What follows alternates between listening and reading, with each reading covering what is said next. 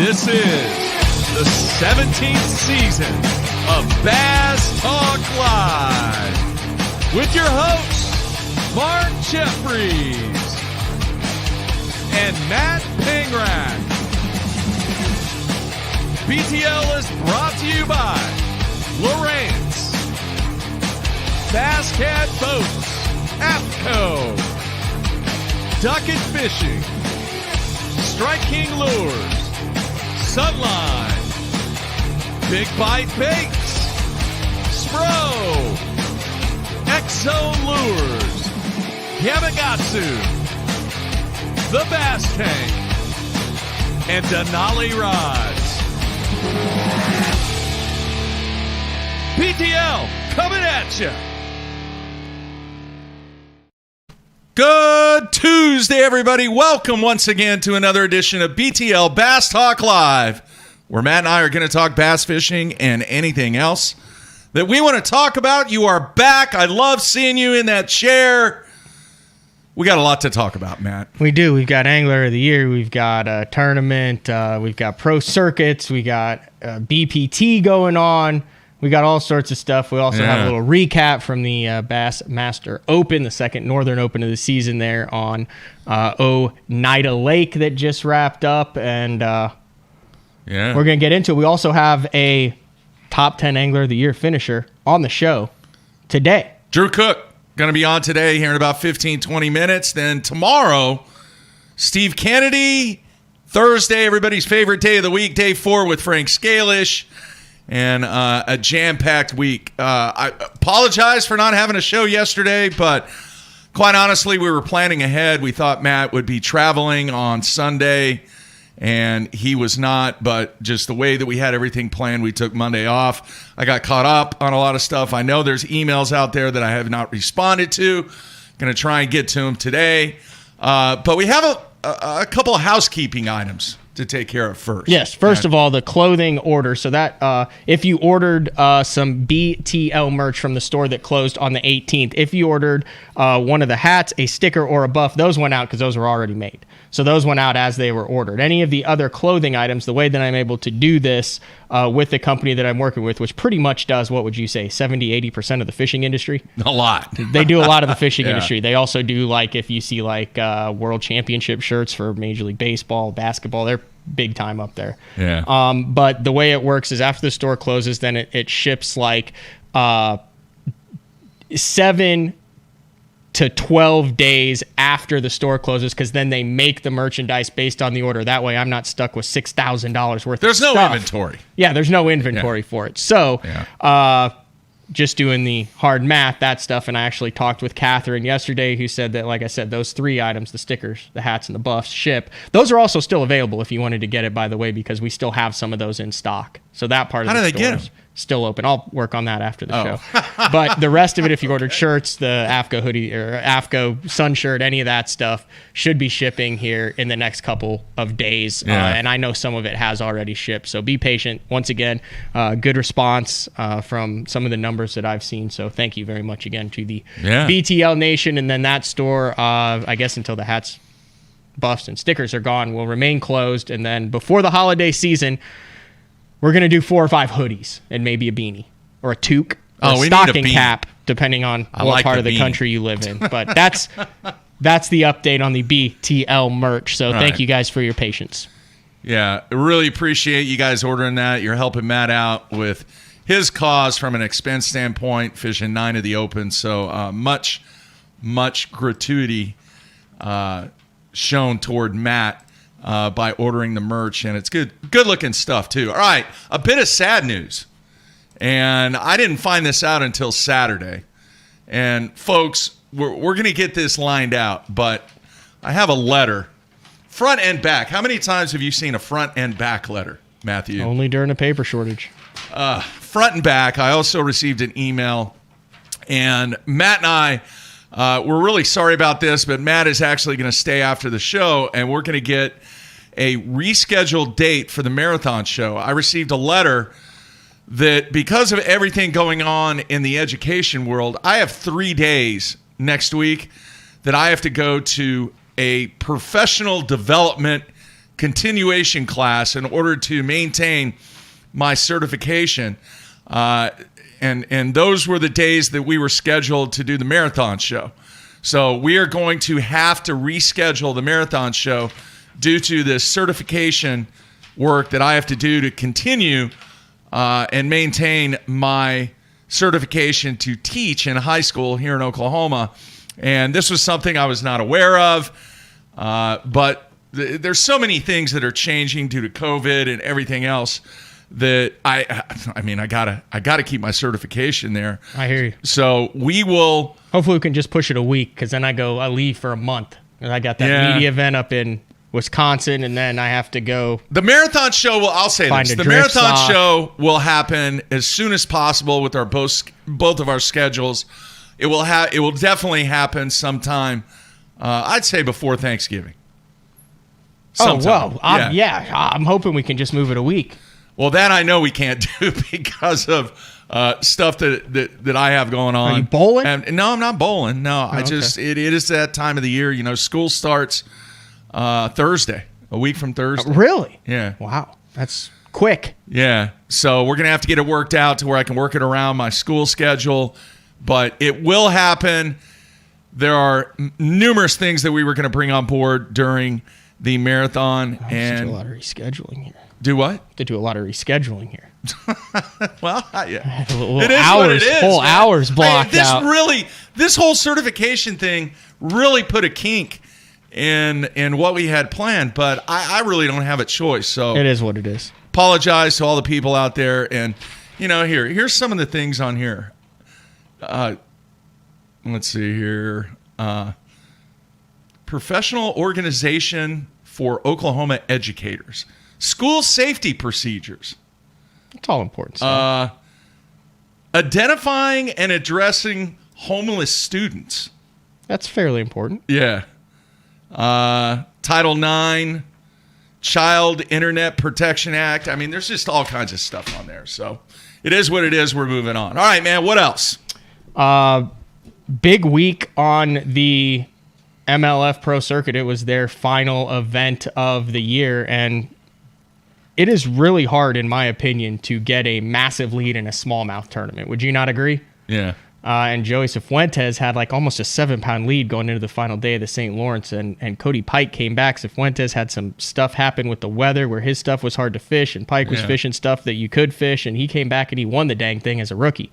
Yeah. So $135,000, but also in that, remember, this was a year where a lot of the BPT Tour pros fished the MLF Pro Circuit. There's some talk of Skeet Reese actually going to fish this one. He came back, he made a top 10, but Michael Neal continues just to be insanely consistent throughout the course of his career. He almost won the Forest Wood Cup a couple years ago, but he kind of comes from behind in this one and has a really strong season, a quiet season, but finished 11th in this event and wrapped up the MLF Angler of the Year and gets free entry fees into next year. So kind of a feather in his cap. Also has a chance, an outside chance, but he could finish in the top 5 in the Angler of the Year over on the BPT2 and then eclipse the $200,000 earning mark. But super consistent, cashed $10,000, at least $10,000 check in every single event there, and gets the Angler of the Year trophy.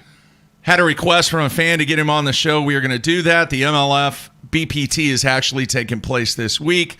So after that is over, we will do everything we can to get Michael Neal on the show. The other thing is, I want to let everybody know, I have extended an invitation to get Seth Feider on the show. We will see if he accepts, and hopefully here in the coming weeks we will get Seth Feider on. Little different approach. Obviously, he's been super busy. Yeah, he's had a zillion interviews. I have really tried to position an interview with Seth at a totally different objective and level. So you can go business with him? Yeah.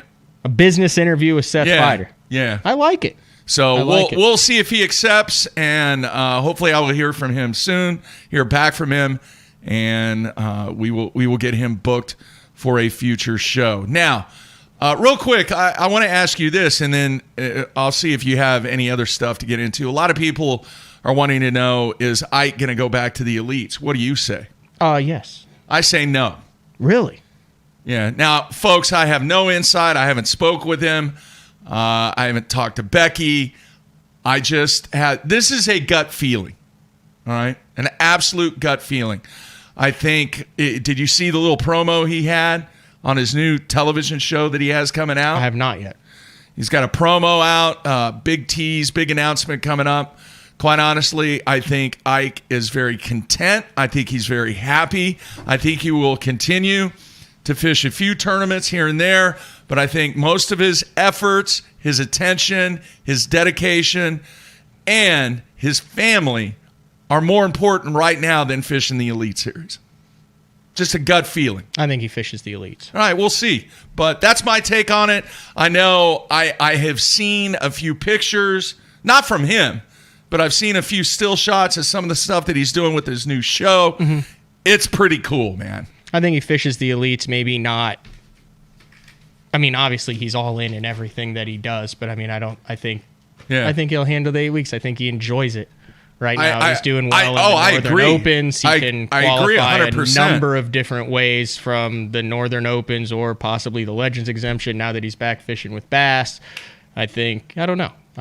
I think he is very, very content. I think he's obviously very successful. Through the Northerns. Very, very successful away from the tournament scene this year. I think he's had a great season being away from it, just fishing a few Opens here and there. I think he has definitely proved to himself, proved to his family that the Ike brand can be stronger than ever with what he has going on with his television show that's getting ready to launch and just fishing a tournament every now and then. I could be totally wrong, but that's just my take. There's a part he plays in the debacle that went down at Oneida Lake for me that we'll get into in the second half of the show after we have Drew Cook on. The debacle? He was around when I realized the egregious mistake that I had made. Oh. So we're going to get into that after Drew, right? Yes, absolutely. Okay. We'll talk about that the second half. A lot of life lessons involved there and kind of a reboot on how I'm looking at the second half of the year. Yeah. Yeah. We'll get to Drew that. Cook's too consistent to ever be around that cut line. Like, he's always up there high enough where he's upset that he doesn't make the top 10 cut, and it's not like the check cut. Yeah. You know what I mean? I was having a big conversation with Brad Holm there. I'm like, dude, there's a big difference between 12 and 14 pounds a day. Cook's the 14 pounds a day guy. He's proven that from his rookie season on forward, just incredibly consistent throughout his time, and he hasn't been around for that long.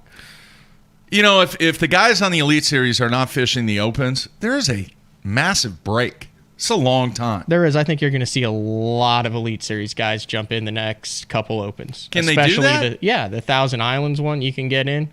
Yeah, if their field's not full, you can get individual spots and just fish one. You can? Yeah. Now, I mean, what would happen, like, let's say Johnston brother jumps in a Northern Open and wins it on Thousand Islands, I believe it would go down to the next Elite Series Classic spot, from the way I understand that.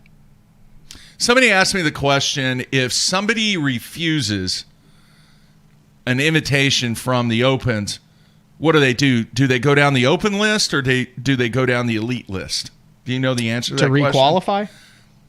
Or in other words, like, let's say somebody, what do you have to finish in? Top 3, top 5? Correct. What is it? Top 3? Okay, let's say somebody in the top 3 doesn't accept the fact that they earned an invitation. Do they go down to 4th to get 3 from it, on the Open list? Do they go list? to the next guy who's first out in the Elite Series? That's a good question. I honestly, the reality is that changes year to year. What? Sometimes they go on different lists. It just depends. I don't know what the answer is to that. Like, if you're 4th in the Opens and first accept, second accept, and third goes, now I'm going to stick with my business, and you're 4th, do they guarantee that they're taking 3 from each division, or do they just take 2 from that division, and then the guy who right now is first out? Because from what I've seen in the list that I've seen, there are some major cuts coming on the Elite Series. Yeah, we kind of talked about that. And didn't know how many, but I haven't looked. It's not public knowledge, I don't believe, but I mean, it's a chunk of guys, and then they're going to be replaced with the 12 Opens anglers, and then the Bass Nation champion, so 15 more guys are kind of trying to kind of pare the Elite Series field back down. So I mean, there's some familiar names that's going on behind the scenes that are like probably not. Well, not probably. They're not going to be on the Elite Series next year. So how many points are you at? I didn't look. I'm like 50 something out in the Northerns for reasons we'll get into in the second half of the show. Yeah. Like I mentioned, but then I'm like 100 and something out in the overall with 4 tournaments left. But top that's 3, like, right? Yeah, it's super volatile how that works because when you have the 200 boat fields, unless your name is Jacob Perosnik, the swings are so dramatic. Because you can get 200 points in one and then 10 points in another, and a guy who's 150 points ahead of you can finish 170th and you finish 20th and you gain 150 points on him in a tournament. Like the swings are crazy, and we're only halfway through the year. So I need to pick it up based on my numbers. Like I've ran all the numbers on what it took with the overall with 8 guys last year, and then I like pared it back 5 points because of the strength of the field from last year. And then you add an extra tournament in this year. So it'll be very interesting to see. Definitely not out of it in the overall, not out of it in the Centrals either. And I don't think I've got a shot even if I win the Thousand Islands one. I would end up probably 4th or 5th. And it's top 3? Top 3, yeah. Okay. Top 3 from all 4. Yeah, it's right? Dinks, man. It's hard. It is hard. It's really, really hard.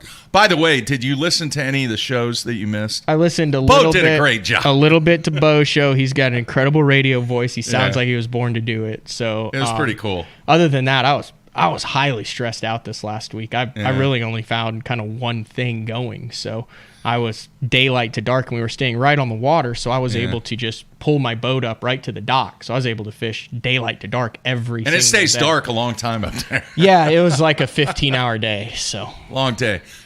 Since you missed it, I actually spoke to a superstar of the game, a middle-tiered angler, and an angler that's probably not going to get an invitation coming back. And I haven't seen the list, and I don't know what it is. Just I'm assuming based upon the points that are posted on the Bassmaster website. Mm-hmm. All 3 guys, all 3 of them said 1 year. You the best scenario. You get 1 year, and if you don't do well, you're out? Top 80. He said if there was 100 angler field, they all 3 said that if you can't finish in the top 80, you don't deserve to be out here.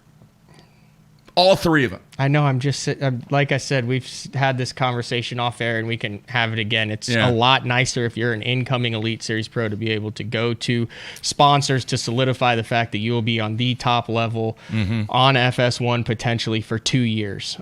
If you want to invest that much money in someone who actually makes a difference and allows them to compete at that level, if you're saying, hey, man, I might only be around for 9 months, I think you're more likely to be able to ink a deal if you can guarantee that you'll be around for at least a couple years. It gives that company, it gives that sponsor. We'll talk about that later. A little bit more skin in the game. And plus, you look at the learning curves. You look at, you have a motor issue, you have anything, and it's real easy to roll a couple bad ones together, even if you are a top 20 angler. I mean, we've seen top 20 anglers have sub 80 finishes and then bounce back in top 10 angler of the year the next year. Here's an interesting stat on these 3 guys. 1, the worst finish that the superstar had in the angler of the year race, 49th. All right, 49th. He's only missed 1 Bassmaster Classic in the history of his competition. The middle of the road guy, tiered guy, his worst finish was, what did he say? 47th. And then the bottom guy, his average finish during his entire Elite Series career was 85, I think, is what he said. So you're saying if there's hypothetically 100 and you finish below 80th in the Angler of the Year race, you got to earn your card back. In other words, if you're not in the top 80% of the Elite Series, sorry. And there's no mulligan. No average or nothing. No. So let's go to 2018, the last year that there were actually like 100 Elite Series guys. There were 110 Elite Series guys. Yeah, but that's too many. You would have to go down to 90 then. Top 90. So 90. So you're going to cut Kelly Jordan, Shaw Grigsby, Terry Scroggins, Russ Lane, Timmy Horton, Tommy Biffle, Cliff Prince. Here's the difference, man. If you know that up front, that, hey, I better finish in the top 80% or I'm not going to get my tour card, decisions might be made to make sure that that doesn't happen. You might fish a little different when you know that if you don't finish in the top 80, you're not going to get your tour card back. A 2-year average actually shows, I mean...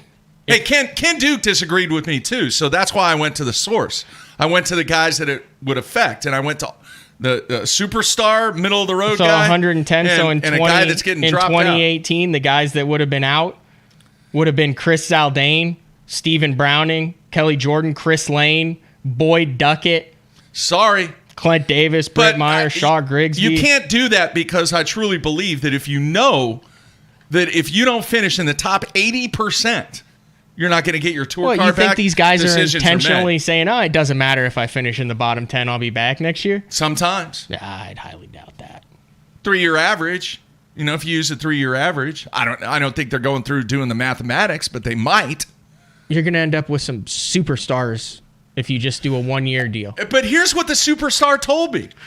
This is what the superstar told me, Matt. He said, if I don't catch him, I don't deserve to be out there. It would kill everyone's career if you did a 1-year average. It would literally kill. You are always 1 year away. You think it's stressful being a professional angler now? Try being a guy like Drew Cook, who's been waiting to come on for 10 minutes now, who's built a career. He's got the Rookie of the Year. He's a top 10 guy every single freaking time. Then what does he have to worry about? If he has one bad year, he's got to start over and go back to the farm system where there's 240 guys competing for 3 spots. Let me just say And then he has one bad day in the Opens to start the year down in Florida, and now he's 2 years away from getting back there, and you're talking about a guy who is a perennial top 20 guy in the Angler of the Year and has proven his ability. He has one bad year. He has 2 bad tournaments, and the rest of the year is decent. He finishes below 80th. Now he's got to start his entire career over.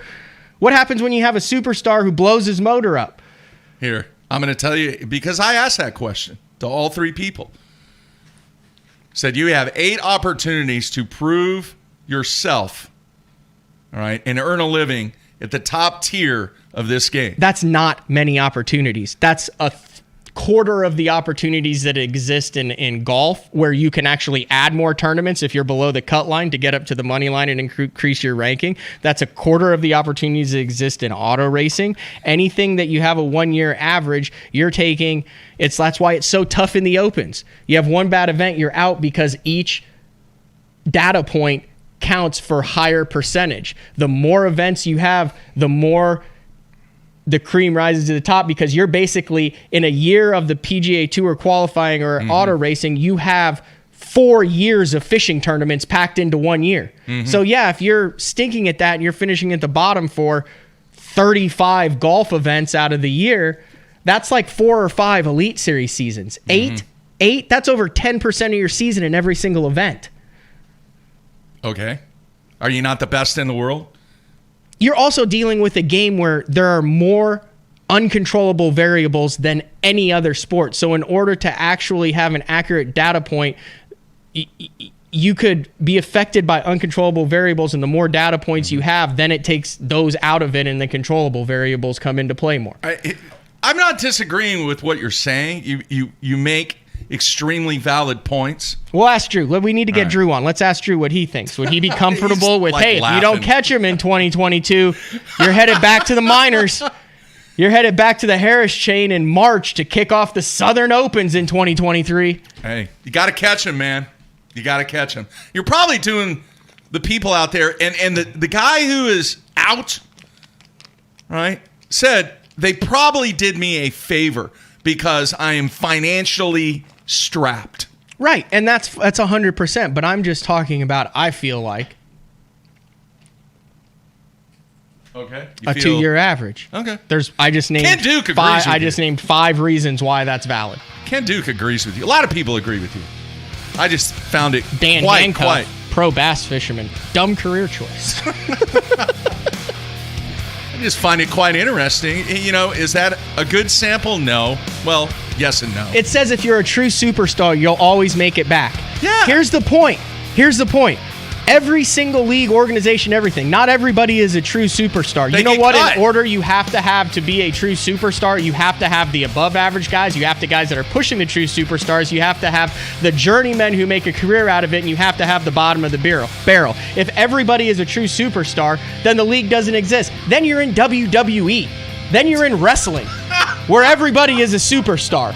That's the thing about sports. Not everybody is a superstar. Everybody is striving to be a superstar. But unless you have those other categories of anglers, then the legitimacy and importance of the true superstar doesn't exist because there's nothing else for them to be measured about. Everybody's on an equal playing field. So you have to have the rest of the field in order to have the true superstars. So yeah, the true superstars will requalify. But then you end up with what's going on in bowling right now where you got the same 12 guys on TV every week. Well, they have many. Is that a fair point? Yeah, we'll just give medals to everybody. That's what we'll do. Oh, it's so glad to have you back in studio, Matthew. I'm not arguing. I'm just passionate about this. Dude, I get it. Ken Duke was on the same page. All right, people are saying I interviewed the wrong people. I don't think so. But did you interview who'd you interview? I'm not going to say. Was it on the show? No. Oh, okay. No. Did you interview grumpy people? You interviewed grumpy people, admit. You had to have interviewed at least one grumpy person because you wanted to validate your... No. Did you? Yes or no? Look me in the eye without a smile and say, He's a good dude. Did you interview grumpy people? He's a good dude. Say it without smiling. He's a good dude, man. Exactly. Yeah. All right. Glad to have you back, man. We're going to take a break. Come back with Drew Cook here on a Tuesday.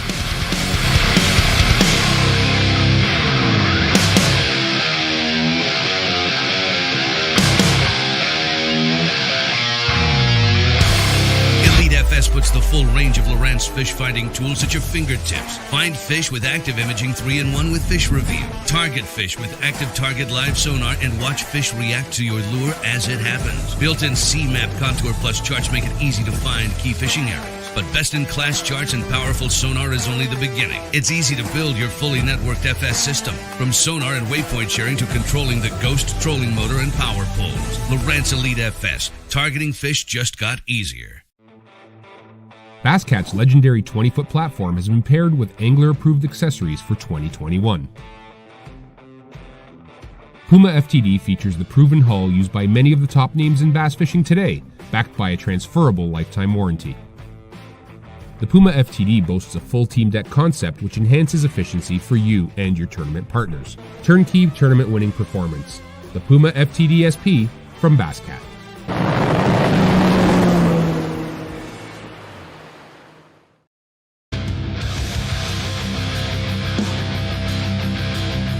Let's face it, fishing electronics are no longer an afterthought. They've become a necessity. And at the Bass Tank, our experts match you with the right electronics, provide professional installation, and educate you to help maximize your catching results while providing support along the way. Because let's be honest, it's about catching, not just fishing. And when you're ready for better results, join the Bass Tank team. Visit us today on Facebook or go to thebasstank.com. Preparation is key to success. And that preparation starts well before you ever hit the water. You're only as strong as your connection to the fish, and your line is that critical connection. Confidence in your line every minute of every day on the water is a necessity, and failure, it's not an option. Sunline makes the fluorocarbon, nylon, and braided lines to give you the strength to guarantee your confidence.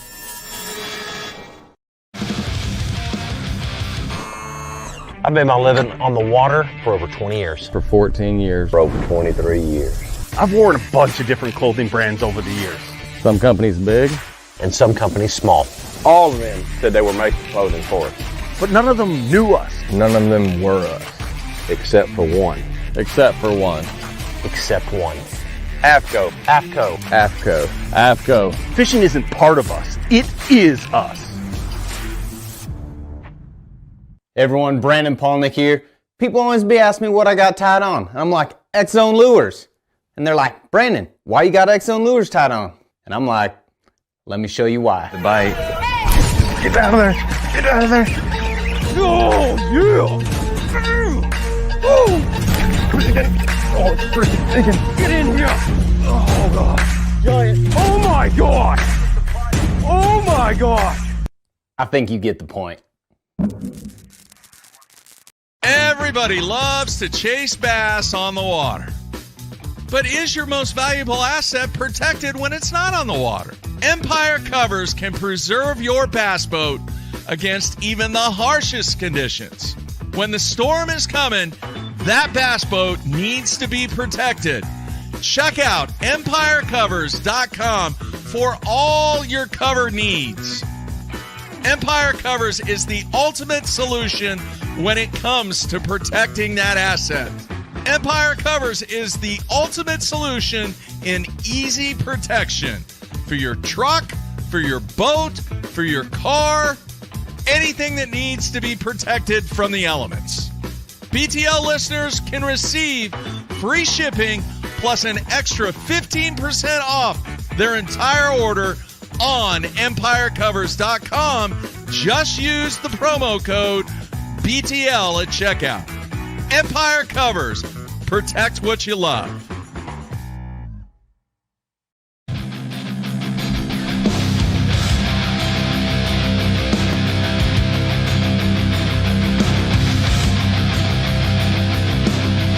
All right, we are back on a Tuesday, kicking off the week. Matt, back in studio. It's good to be back.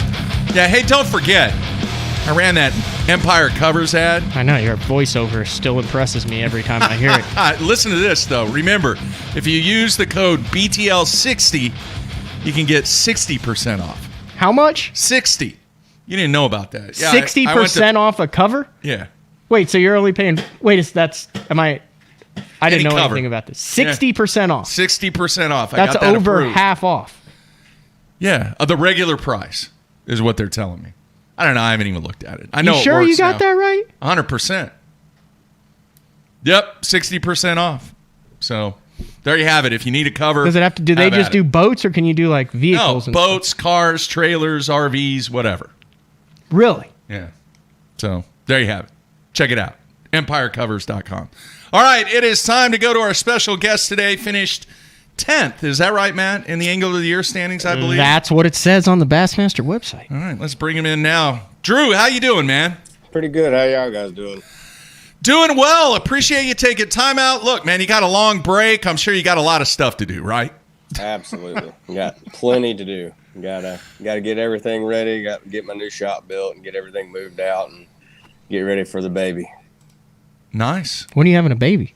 October 10th. That's soon. Yeah, very. Yeah. Very soon. That's your first baby? My first baby. What do you do to get ready for your first baby? I mean, because, like, dude, you just, like, have fished and hung out and stuff, and now... Well, that's why I gotta get all my stuff out of this room and get it into my shop. Do you take do you have to do classes? Like baby classes? No. I mean, I haven't yet. Have you read books? Oh, yeah. You got the what to expect when you're expecting stuff. You just sit around in the evenings, like, and read books about babies? Yeah, something like that. Kind of. Every once in a while. And that's going to be the baby room right there that you're in right now? No. No, we would be SOL if that was the case.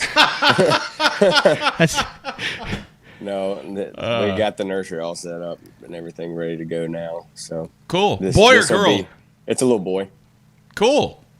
Yep. All right. Well, congrats, man. That's good stuff. I know. Thank you. The first kid that I had was quite the great time. So I'm sure that is something, obviously, for you to look forward to. What? Drew, Mark never changed a diaper for two kids. One diaper.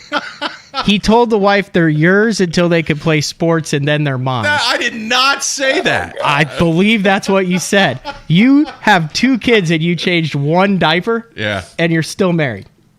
31 years, dude. That's impressive. So that's just kind of how I roll. That's not going to do that.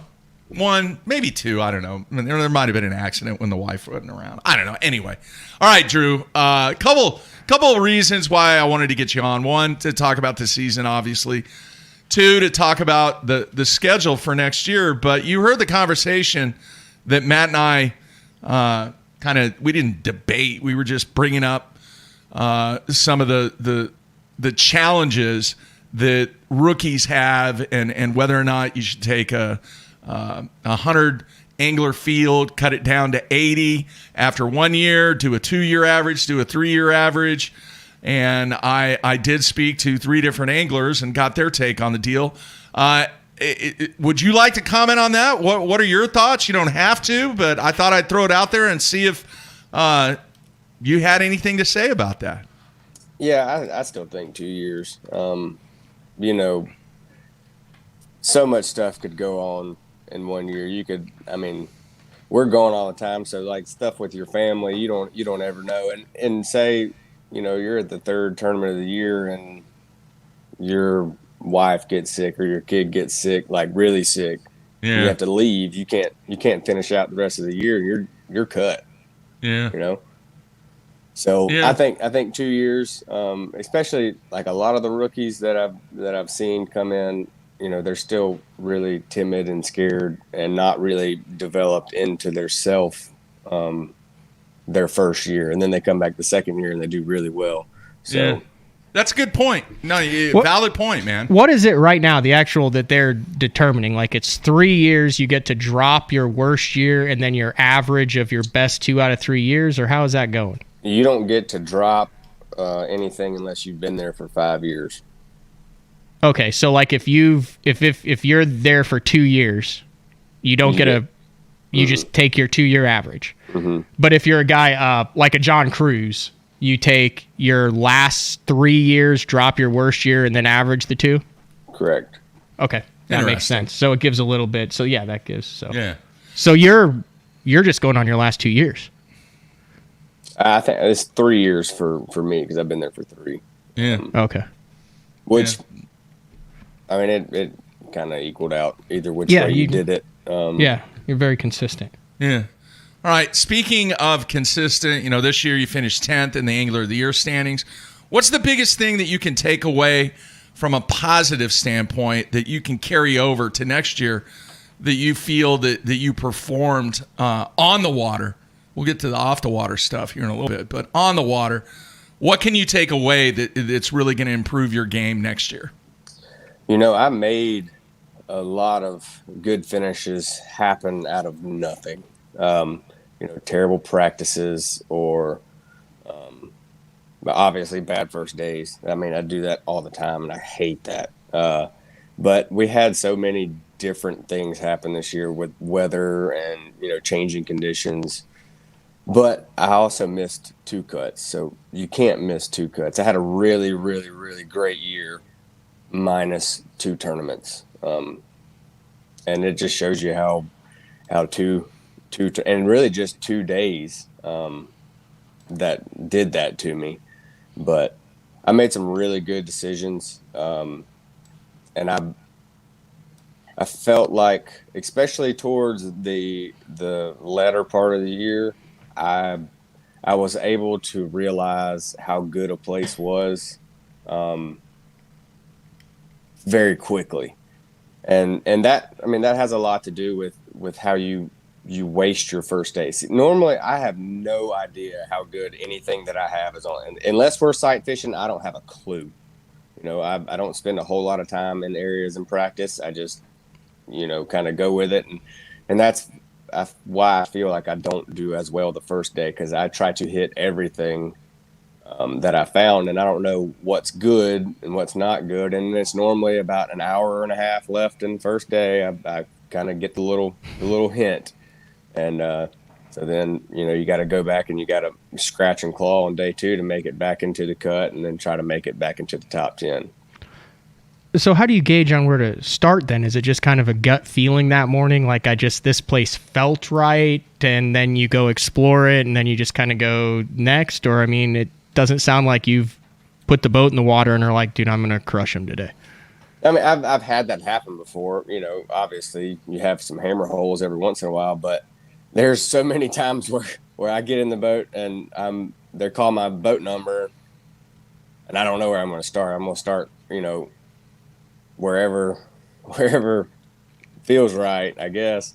You know, I mean, like obviously I'm not going to start running south down the lake and then end up starting north. I mean, obviously, but I mean, the Randy I've Howard heard of it stuff happening. happened to me. So, you know, I've got a basic idea of what I want to do, but there's a lot of times where, you know, expect like Champlain, where I caught him at Champlain and where I really felt like I could win the tournament. I found in the last 30 minutes of the last day of practice, and I never got there. The first day I didn't get there until, you know, we had 2 hours left to fish and did all my damage in 2 hours. But I had some other really good things too, like some isolated rocks and stuff like that I thought were good, and they were good. But you know, you just never know. And just kind of whatever feels right is what you got to do. Was it hard jumping back into the northern swing after fishing the Bassmaster Classic, which was rescheduled for the summer, and then being in contention in that Bassmaster Classic? Usually it's towards the beginning of the year. There's all sorts of stuff. You guys went and flooded bushes and then went up north and smallmouth fished. Was there any sort of classic hangover for you, or did it just kind of feel seamless like just another tournament? It obviously helped me. You know, I went to the Classic with back-to-back missed cuts, and I missed a cut on Lake Gunnersville, and that's never happened before. That's the first time I've ever fished Lake Gunnersville and never got paid, ever, in any tournament I've ever fished my whole life. So that one stung really bad.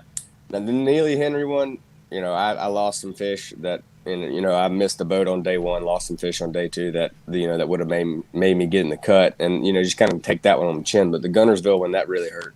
And so going to the Classic and then doing good at the Classic, you know, it just kind of – I wish we'd have had it at the beginning of the year. I wish we would have had the exact same conditions that we had on the date that we were supposed to have it. It would have been – we'd have knocked their lights out. Hey, I'm curious. You mentioned – Gunnersville, and I want you to take that event. I also want to take your best event that you would choose that you had this season. What can you tell the fans as far as reflecting? Do you go back? Do you watch some of the stuff that you did from maybe some of the video stuff that's archived on Bassmaster? Do you take notes? Do you reflect it all, or do you just move on? You make it sound like you finished 59th in that event, by the way, for the listeners. It wasn't like 100th place. Yeah, but hang on a second. He said that the Gunnersville event really, really bothered him. It did. That's why I'm asking that question. What did you do afterwards, Drew?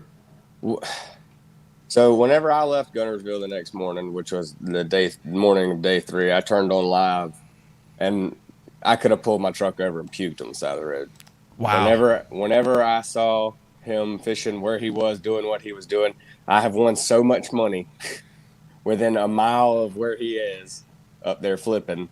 Wow. And I don't know what happened to me. I know for whatever reason, I had the preconceived notion that I had to fish deep at Lake Gunnersville. And I spent all my practice deep at Lake Gunnersville, and which is not me at all. I mean, there was fish still on bed, and I just went deep, and I thought that's where they were going. I knew that's where they were going, and we were about 2 or 3 days early on that because my roommate Benton had to stay up there to do a Bass University thing, and on that Monday, I mean, they rushed the ledges, and it was dumb. But, you know, I mean, that's how it goes. And that's how I kind of thought maybe, you know, if I can just survive day 1 and day 2, then you could. But, I mean, I didn't see anybody catching 28 pounds or whatever Caleb caught the first day. But it is what it is. And they both of my roommates still give me crap about it. Cause say, how long does a bad tournament stick with you? Like, I mean, do you feel like in 3 years you'll still be disappointed about that, or will it kind of meld into the background? Or how? I mean, do you have tournaments 3-4 years ago that you're still ticked off about? I mean, yeah, but most of the time, whenever they really stick with you is when, like, you have the opportunity to win and it doesn't happen. Which has happened to me a good bit. You know, I've been there on the final day with the opportunity and not done it. And that's that. I mean, that if I could keep getting myself in that position, it's bound to happen. And that's kind of why I started fishing the Opens this year. I fished the Opens completely different than I would ever fish an Elite Series tournament.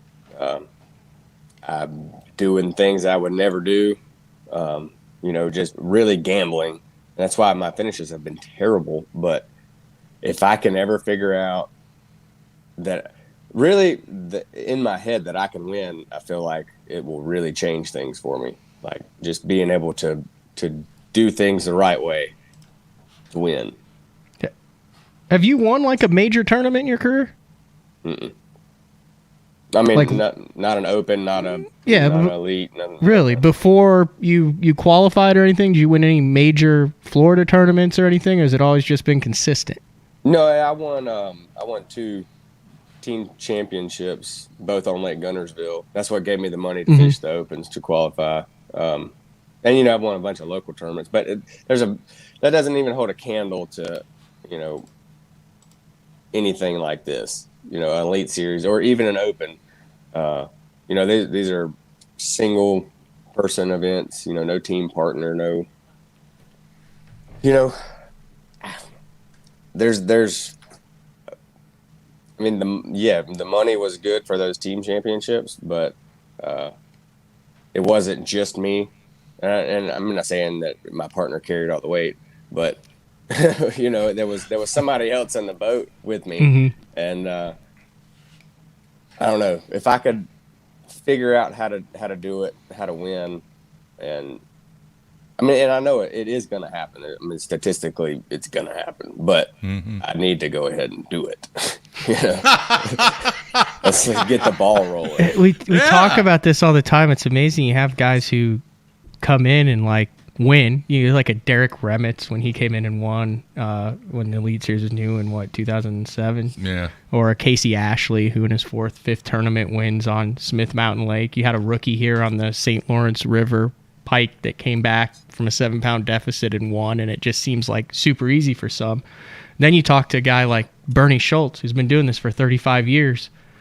He doesn't have a 1st or 2nd on his resume. You talk to a guy like Bill Lowen, who has over $1 million of earnings. Finally got one. He's got 1 win. A guy like Jeff Creed or Gerald Swindle, and you look back and you're like, how can you like quantify that? Like you're talking multiple Angler of the Year titles, top 10 finishes, millions of dollars in earnings, and then you go look at a guy like Davey Hyde, who like every time he was like in the top 5 or had the lead, he won the tournament. It's so weird all over the map between guys as far as, or a guy like Zaldane on the Elite Series now has been around for forever. He's been close. Tons of guys. It's so weird how it's all over the map as far as that first place. It is, and there's a big difference between 1st and 2nd, and the money. I care less about. I mean, I'm not gonna say I care less about the money. I mean, obviously, we need the money to make the world go round, but I just want the trophy. Yeah, Brian New. That's a good example this year. I mean, the guys who've been around for a while have to be sitting there going, "You gotta be freaking kidding me!" Yeah. Like he's got 1 and I still don't. Well, I mean, whenever it's your time, and you can ask anybody that has won. Like nothing goes wrong. Everything happens the way it's supposed to happen, and But that's what you're saying. You've had some times where that's happened, and you still have one where you were like, "Man, that was an opportunity," and those are the ones that kind of stick with you for a little bit longer. Yeah, but I've never had one where I got fished 100% clean. Yeah. Anything like that. I've lost multiple $100,000 fish, but never had a tournament where I fished clean, I did my job, and then still came up short. I think if that happened, then you just got to pat the guy on the back and tell him congratulations. Mm-hmm. Do you think established professional anglers, lose less fish than your average Opens guy, your guy who's fishing the Bass Nation? Do you think there's a big gap in the hook to land ratio between the guys who truly do this for a living and the guys who are hardcore but not on that level? Do you think that's one of the 100%? Time on the water, more hook sets, talking to other people who landed. It's just a trial and error thing that you guys have more opportunities and have made more mistakes and learned what works, or what do you think the difference is there? Yeah, I think time on the water under that pressure to land the fish. You know what I mean? It's not like, obviously in practice they don't come off ever come off. Yeah, I've noticed that. I mean, I caught on Lake Fork this year. I caught 3 fish on a hitchhiker. They just don't come off. For folks, a hitchhiker is where the bait is just literally screwed into a piece of metal. Yeah. There's no hook whatsoever. They just don't come off. And then every day of the Lake Fork tournament, I lost an 8-pounder or 8 to 9-pounder every day. Not the same one, but every day I lost one. Mm-hmm. Wow. So that's just, one of those things. But whenever you have that amount of pressure on landing that fish, you get better at it, but you still can't. You can't catch every one of them. There's just no way to do it. Stuff happens, and I've seen smallmouth jump into the Johnson's boats. That oh, look, it's on the back deck. Yeah. It's a 6-pounder. Yeah. Wow. Thanks. Oh my! Doesn't happen to me, but it happens to some people. Yeah. All right, Drew. When you look back at your rookie season, what was there in your game, your on the water game, that you took a look at after your rookie season and go, you know what? I got to get better at this. And you have gotten better. Can you think of one particular thing or maybe a couple of things that after your rookie season, you made adjustments and those adjustments paid off? What would some of those be? Electronics, 100%. Really? Yep. I cannot. You were not dialed in. I cannot tell you how many tournaments this year that without my electronics would have never happened. If I'd have had the same boat that I had with the same electronics that I had in 2019, I wouldn't have had the year that I had. Not even close, actually. Okay, so let me ask you this. How did you get better? What did you do? Is it just time on the water, or what happened? Well, what happened was, and it happened to a lot of us, Patrick Walters beat our teeth in one time, and it was like, that's not going to happen again. Yeah. So after that, it was, you really had to learn how to do this because it changes, 100% changes the way that I fish.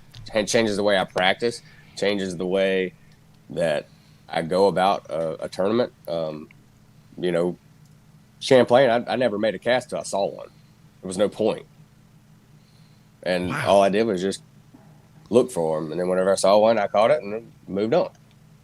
Where in 2019, it would have been there, I'd have been throwing a crankbait or something, praying, or just pitching a drop shot around, hoping you got it in front of one. And you got to find like the absolute mother load for you to be able to win or do good on that. What the forward-facing sonar has done for me, it's made me make chicken salad out of chicken crap. And that's the God's honest truth. Wow. So you take a place that I know has 15 bass on it. Yeah. I can make it work for 2 days. Back then, I had no idea. I pull up there and I catch 10 of them, and then the other 5 just don't bite the next day. And you don't know what's left, how it is, or how they're reacting to your bait and stuff like that. It's a Tennessee River. There was like 19 bass in that whole lake, and I would see one on live scope, and I would chase it for 15 to 20 minutes, throwing a jerkbait in front of it until it finally got mad enough to where it bite. Wow. And you just did that all day long because there was not that many fish in that place. So like when you saw one, you had to catch it because you didn't know where you were going to find another one. Interesting. What percent of guys have completely changed their game with the forward-facing sonar, and what percent are still behind the 8-ball in your opinion on the Elite Series? If there's 100 guys on the Elite Series, how many of them do you think are fully embraced it and are understanding it, and how many of them are like, nah, still not for me? 10. Wow. The rest of you guys are all dialed in. I think. So no, then I think there's 10 people that are dialed in. That are dialed in. 90 of them that aren't. Wow. Mm-hmm. I see that in the Opens just this year too. You can just tell. guys that are like fishing with the purpose on it. You know why? Because they could run into you and they would never know until they hit you. I mean, seriously. I mean, I had a dude out there at Oneida who like looked up and went, "Whoa, sorry, dude." And I was like, "No, I was doing the same thing, man. No worries." And then we just went on our way. Yeah. It does happen. Man. 10. Why do you think so few? You guys are doing this for a living. Everyone has it on their boat. Everyone's heard about it. I mean, in my opinion, the guy who got on it the earliest, one of the guys who got on it was Scott Martin.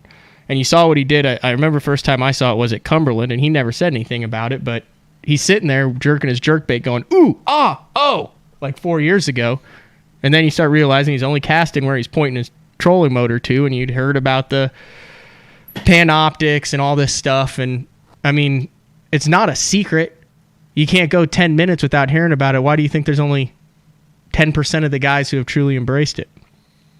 It really does take a lot of time to figure out the difference between a bass and a catfish, or a spotted bass and a crappie that's turned sideways, or a drum. And those drum, like whenever I first got it, those drum were so misleading. Because, like, if you throw a jerkbait at a drum, like, he will follow it. He'll act like he wants to bite it. You know, you pitch a drop shot over there to it, and he'll go down on it. Pitch a Ned rig, he'll go down on it. So, like, really frustrating. And I think that's what happens a lot of the time is you know, they try and they get really frustrated because they're not biting. I can see them, but I can't catch them. Well, a lot of times that's trash fish. You know, once you figure out what you're looking at, then, you know, you can really get serious about it. And I might be wrong with 10. I mean, there might be 15 of us, but, you know, there's a lot of little tweaks and stuff that make things a lot easier. And it's just time on the water. A lot of these guys haven't had it. I mean, obviously, every hummingbird guy never got it until June. So, I mean, next year there could be a lot more. I don't think you can learn it in a year. I don't think you can either. I think you can get good at it in a year. I think you can get really good at it in 2 years. I think you can master it in 3. That's just my opinion on it. Yeah. I mean, you look at Paul Mueller. Paul Mueller is the best live scoper that we will probably ever see. Better than... And he was probably the first one that I really feel like did it. Better than Walters right now.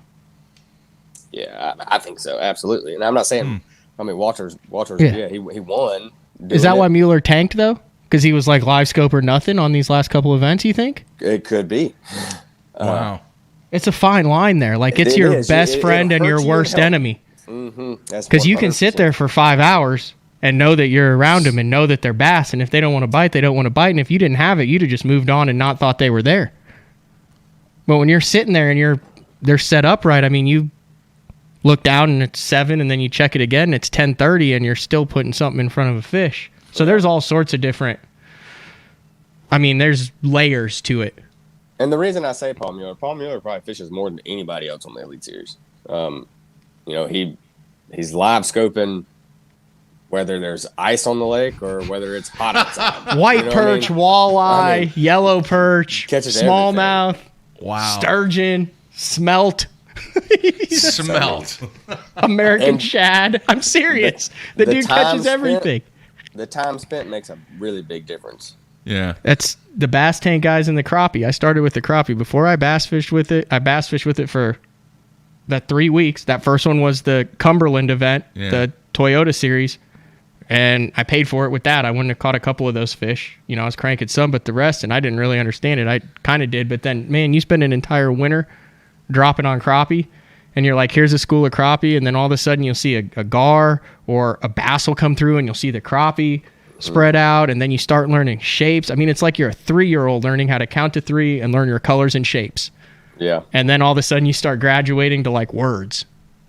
Like, at first you're like, orange, square. Well, there's a lot of people think that you can only use it when, you know, in 8 foot of water or more, and that's where I feel like I've still got a couple years before everybody. I'll tell you what I do with it up shallow is I save trolling motor props. I can't tell you how many times I've been going down the bank and I'm like, Whoa, that is a giant boulder stump right in front of the boat. And then you just go around it and you look down and you're like, I would have just KO'd that at high bypass. That's funny. Hey, a long-time listener and fan of the show, JB3 wants to know, what about Google Earth and map study? How much of that is part of your game? Oh, God, I can't tell you how much I do. I probably looked at Google Earth for the Sabine River for about 50 hours. Wow. What are you looking for? I mean, does it just depend upon the body of water that you're getting ready to have a tournament on? Obviously. It does. But let's say, I don't know, lake whatever. What are you looking for? This is a typical lake that has deep water. It has grass. It has creeks. It has laydowns. I mean, what are you looking for? Looking for something that can easily be overlooked. And I really use it more for river tournaments or anywhere there's, we have a very vast playing field, and something that, obviously when the fish are shallow, when they're deep, it doesn't really help as much. But when the fish are shallow, if you could find a Jason Christie hole on, the Sabine River, then you can. You can win doing that. And like the Sabine, I went up and down every river, every creek, everything, with my finger on Google Earth, looking for one little sneaky spot. Yeah. Hey, this is an interesting question. Being a young guy, one of the fans want to know, do you ever use the old school paper maps or laminated maps? I do not anymore. Okay. I used to have a map, one of those maps for every lake, and I had different color pens. It'd be green for grass, brown for wood, whatever, notes and all that stuff. But I don't do that anymore. Honestly, I feel like most of the time whenever I go, somewhere that I've already been to, I don't fish it like I've already been there. Mm-hmm. And I feel like that helps a lot. That's a great piece of advice right there. Hey, have you ever, be honest, have you ever been somewhere where you're like, dude, if my graphs went out right now, I would have no clue how to get back to the ramp? Absolutely. Okay, I feel better. Yeah. Wow. All right. Wow. Because that's a gripe, don't you think? The older guys, the older guys. There's a lot of veterans I've heard say, "Oh, these young guys, if it wasn't for this mapping, they wouldn't even know how to get to the dang ramp. They wouldn't know how to get back there. They don't know." I mean, and I'm like, yeah, that's a fair point. I agree, but I'm also going over here to fish this stump that's over here next to this point. I'm not driving. Oh, he went away. That wasn't us. How did that happen? He must have hit a button or something. He'll be back. He was making a wild gesture at the time. He's back. His back appears as though the phone might have gotten knocked off of the... All right, you're back. Okay, I don't know what happened there. Yeah, you're back. Continue. What I was saying is there's a big difference between, me going to fish this stump, up this river, and the old guys running up this river for 15 minutes at 40 miles an hour and stopping and just fishing. Yeah. So, do you think you could navigate with the paper map even? Because the paper maps that I have, that Jeffries has given me, I'll pull them out and I'm like, I have no clue where this is. I have to change the north up on my regular graph and then spin the thing around till it matches. I hear Harold Allen talk about you put your coffee cup on one, you use your leg on the other, you hold it up and you have a pen and you're navigating as you run. And I've tried it. I can't navigate with a paper map. I mean, do you think you could even navigate with a paper map if you were trying to get somewhere?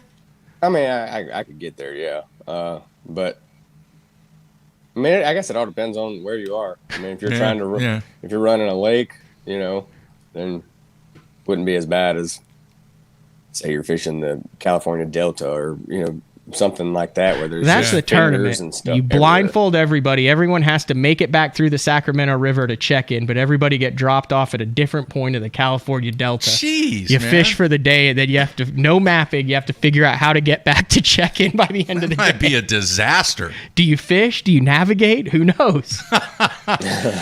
True. Hey, here's an interesting question from a fan. Oh, wait a minute. That's the wrong one. Hey, let's see here. Drew, what is very different fishing at the highest level than you thought it would be? The fear of not doing good. Really? Yeah. Just having to catch them every day. And, you feel like you let everybody down. And so it happens too. So like you have no idea how many Instagram messages I get after day one of these tournaments. We're like, man, you're killing my fantasy team. Appreciate you tanking my fantasy team. Like, wow. Dude, people are brutal. We're one day in this tournament, I mean, like I'll get back there. Just give me some time. Like, that's awesome. Like just hatred. Oh man. But you also get it. You also get the like you're my favorite human being alive when you catch him, right? No, not near as much as those. People love. I'm not talking about anybody. Like I'm not bringing anyone specific up here, but people love to go down the not great for you path. The negative path. The negative path. Yeah. It's a thing. It's therapeutic, I think. It is what it is. All right, moving on, Drew. What are your thoughts when the schedule came out? You saw the schedule. What are your thoughts about the 2022 stops? I like it. I like it a lot. For a shallow water sight fishing guy, that looks pretty good for most of the year. Yeah. So I've got a couple of them, with big circles around on the calendar that I'm ready to get to. What, the first 5? Pretty much. Especially Santee. Santee is going to be a really, really, really good tournament. And either way, it's either going to be the best tournament we've ever seen before, or it's still just going to be one of the best, a good tournament. It's either going to take everybody in the top 10 catching over 100 or, just first and second. Either way, it's going to be really good. Let me ask you this about the St. Johns River. 'Cause I've been covering this since, 2007 now, full time? Yep. I get freaking sick of the St. Johns River. We actually have a game where we see if we can write the storyline before the tournament even takes place. Pretty much we're dead on. Like, you guys are going to it. You've got a bunch who have been there. Pretty much everyone's been there the same time of year, the same thing every single year. Is there anything different when you're preparing for that tournament, or does everybody know what goes in, knowing what to expect, knowing where it's going to go down, knowing the weight that it's going to go take, and it just kind of, you see what I mean there? Like, is that one where, is that kind of a boring one at this point? I honestly don't like going there anymore. Whenever I was a kid, it was awesome when it had grass, but I mean, I feel like I could go down there with half a day of practice and do the same thing I'm going to do at the tournament. And until they, figure out what they want to do and get the grass planted back in there, I hope we never go back, honestly. Yeah. It's really disheartening to see what happened to that place. For as good as it was 6 years ago. Yeah. It's sucks to see it now. And to see everybody not doing anything about it is what really sucks. Wow. Interesting. Hey, our good friend Jake in Ohio wants to know, do you prefer a grind or a slugfest when it comes to a tournament? I like the grinds a lot better. Yeah. Especially if it's a grind somewhere that has big fish, like Gunnersville in the fall. You can make up a lot of ground with one swing of the bat. And I like it. I mean, I feel like I'm very mentally tough, and I feel like a lot of people aren't. So when you're going to get 4, maybe 5 bites a day, you already know that going out there, then you're ahead of the game than somebody that's just complaining about how bad it sucks. I don't even know if I'm going to get a bite. You've already beat that guy. Good point. It's a great point. Hey, several people want to know, since 2019, that was your rookie year, right? Is that right? Mm-hmm. We're going into 2022 from a business perspective. Have you gotten more comfortable? Has the financial burden gotten less and less, and really the financial pressure that exists with a lot of rookies that are out there and sophomore guys? do you believe that you have surpassed that line where the financial pressure is not really a key to success? It's more about that you've passed that, and it's all about, trying to get that blue trophy. What are your thoughts? That's a yes and no. I don't think you would ever be able to surpass it until you get up there with the Iconellis and stuff like that. It's obviously still going to be an issue, but yes, I have made leaps and bounds since 2019 financially wise, sponsor wise. But I've put a lot more into it than a lot of the other guys. I've tried to make myself different. Started the YouTube thing, and I pay a camera guy, a full-time camera guy to document all this stuff and edit videos and pictures and stuff. So I have done more than a lot of the other people, but you have to be different than all 80 other people. And the thing about this industry is very weird. There are people that YouTube that make more money than the best professionals that are out there, and that's where it's like a golf instructor getting paid more than the Phil Mickelson. And that's one thing that, we just have to deal with. It is what it is, but it's one part that really it sucks about this industry, and that's why I started the YouTube thing. And if I would have started it, years ago, whenever it was a lot easier to gain or I guess buy your followers, however you did it back then, it was a lot easier to get the likes and the followers. And same with my social media. I mean, I hate that crap, but it's just something you got to do. And, and that's another bad thing. It's more likes and impressions than it is you catching bass. I mean, and that it's not like it used to be, where you just catch them and then, you'll be fine. No, you catch them, but you better post 4 times a week. Yeah, I get it, man. All right. The room that you're in now is going to be your tackle room, correct? Is that right? It is my tackle room. It's about to be a guest bedroom. Oh, so the tackle room is moving. Yes. To the new shop. To the new shop, right? And then that's becoming the guest bedroom, so they can help take care of the in-laws and your whatever can help take care of the new parrots. So basically your stuff gets kicked out to the new shop. That becomes the guest bedroom, and then you have the nursery. Exactly. All right, so when you're planning on moving all this stuff from an organization standpoint, what kind of guy are you? Do you do the pegboard? Are you going to have a bunch of pegs? You go soft plastics? Do you put them in containers? What's your style? Dump it on the ground. Yeah. Kind of all the above. I'm not going to go with the traditional pegboard anymore. I'm going to go with the slat board. Okay. You can make that a lot more fine-tuned than just actually sticking them in the pegs.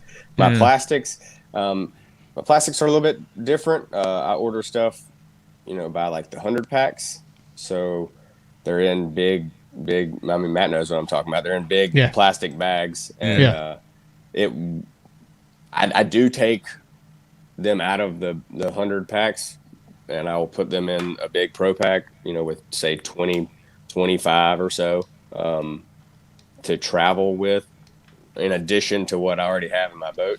But I'm not going to sit there and take every one of them, put them all in packs, and then hang them up. It's just not going to happen. It's a waste of my time. All it is less going in the back, just grabbing big handfuls of them out of the boxes, and you're like, hey, can I get a couple of those? And then like 180 show up, and you're like, I hope we go to Florida a lot because I'm set on black and blue trick sticks for the next 9 years. Exactly. So I'm not gonna do that, but I do have all my swim baits and stuff that will get hung up, all my crankbaits. But like all the crankbaits and stuff that you see on my pegboard, those are like extras.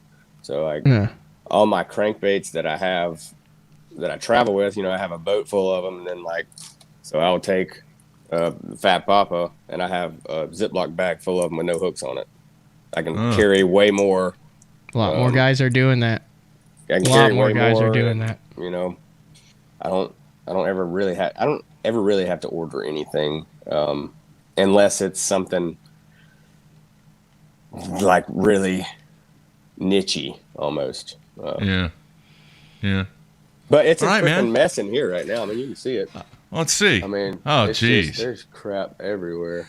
That looks pretty organized to me. I mean, it is, but I mean, you can just see there's just Oh, you have stuff. to get all that out. Yeah. Oh, yeah. By October or like by tomorrow?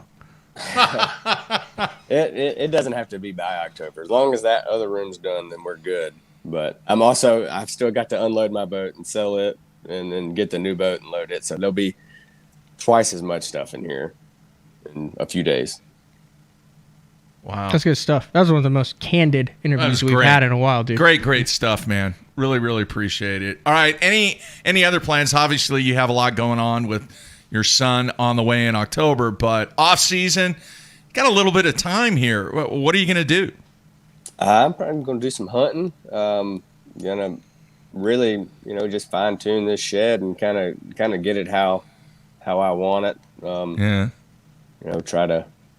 Try to get it good enough where I can get one of them articles from Bass, I guess, about a man cave. Oh, jeez. That's good stuff. Good stuff, dude. I appreciate really, it. really good, man. And wish you the best with the birth of your son here in October. And, love having you on the show. One of my favorite guests on the show, and just very, very candid, very honest. And we appreciate you taking time out, man. Hey, I appreciate it, guys. And for everybody that's watching, if you haven't yet, look me up on YouTube, the Cut Line series, like and follow, and all my social media, Drew Cook Fishing on Instagram and Facebook. That's what we need to make a living. And every like and every subscribe pays the bills. Yeah. Good stuff, man. All right. Best of luck to you, and have a great time during the break. We'll talk to you soon, man. All right, y'all have a good one. All right. Take care, Drew. There you have it. Drew Cook, folks. Great interview. Finished the year. Well, Brandon Cobb was in there too, but he finished the year sandwiched between Greg Hackney and Jason Christie in the Angler of the Year. Anytime you're sandwiched between those two guys, you've done something. That's right. a good year. All right, we're going to take our final break. Come back, talk a little bit about Oneida Lake. Right, Matthew? Bassmaster Open meltdown. Can't wait to hear it. Everybody stay tuned. We'll be right back.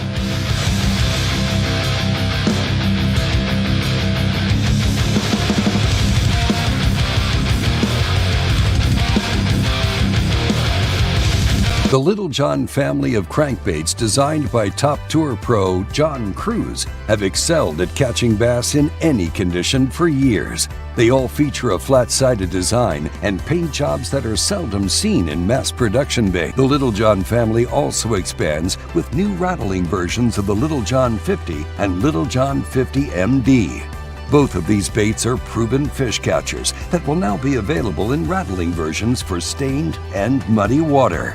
They feature the same great action and diving depths as the original 50 and MD sizes. The Ned rig. What rod should I be using with the Ned rig? My favorite is the Denali Lithium multi-spin rod. It's our 7'4" length, great Ned rig rod. It's got a great sensitive tip on it. It's long enough where I can make long casts, which you're usually fishing clear water with a Ned rig, and it's got enough backbone to get those fish in. So check it out, Denali Lithium Series 7'4" multi-spin.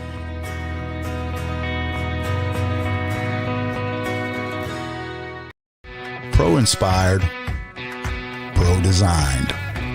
Tested and proven by legends on the water. Dominating the tournament trail for over 50 years.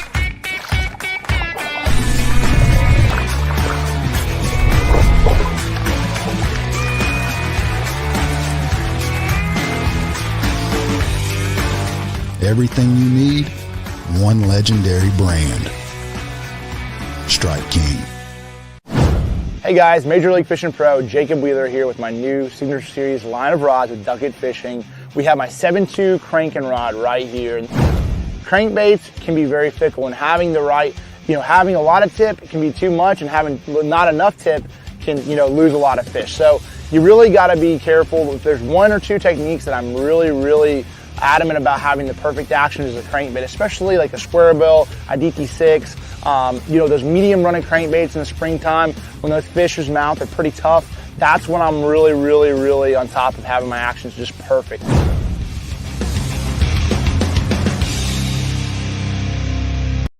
There's one. You know what works. Now you need a bunch of them so you don't run out on your next fishing trip. The Big Bite Pro Packs feature 25 baits per pack at a price far below that of having to buy 5 packs of regular baits. Now the Pro Pack has a big brother, the Mega Pack. The Mega Pack features 100 of your favorite baits. With these, one bag is usually plenty to get through the day. It helps me stay organized, helps me save money, helps me catch more fish. All of us on the Pro Tournament Trail use Gamakatsu hooks. Why? Because they are absolutely the best. It's not about how many bites you get, it's how many you put in the boat. Gamakatsu makes hooks for every fishing style. We didn't come this far to lose fish. Did you? For more information, visit gamakatsu.com.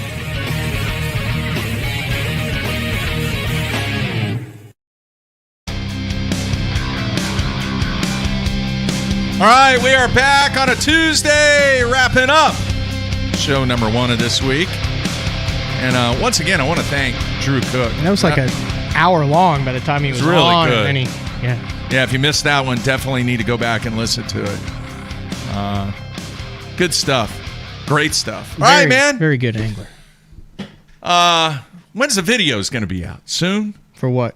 For Oneida. That's all part of it. I don't know if I'm going to have a video. Oh, okay. My GoPro. The floor is yours, man. My GoPros went out both days before 10. That's not good.